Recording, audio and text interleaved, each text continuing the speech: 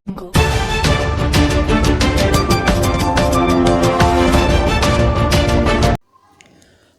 एक अहम खबर,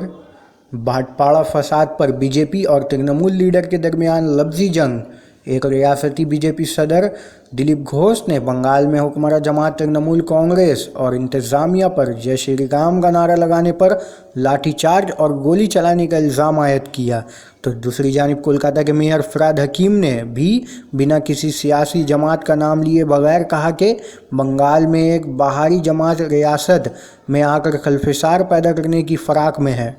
जो पहले भी गुजरात, मुजफ्फरपुर, मुंबई और दीगर जगहों पर फ़िरकावाराना फसाद कराने में किरदार अदा कर चुकी है और बंगाल के कुछ जगहों पर कामयाबी हासिल करने के साथ ही इसने भाटपाड़ा में अपना अंदाज दिखाना शुरू कर दिया है और ये अब बिहारी यूपी के समाज दुश्मन अनासिर को लाकर कराया जा रहा है, जिससे बंगाली अवाम अब सोचने पर मजबूर हो चले हैं कि वो कहाँ जाएं।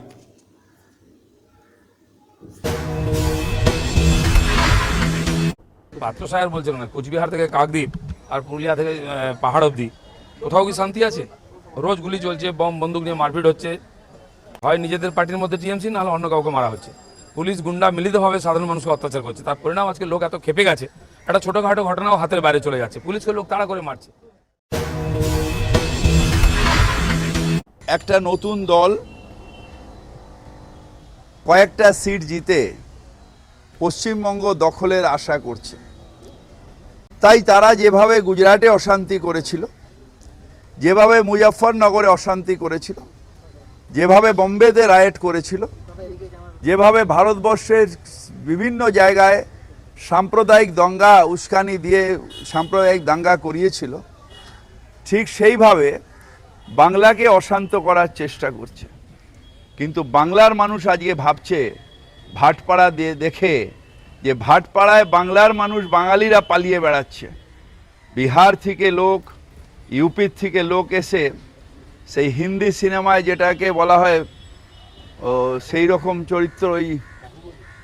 ওই বাহুবলীদের দিয়ে দখল করিয়ে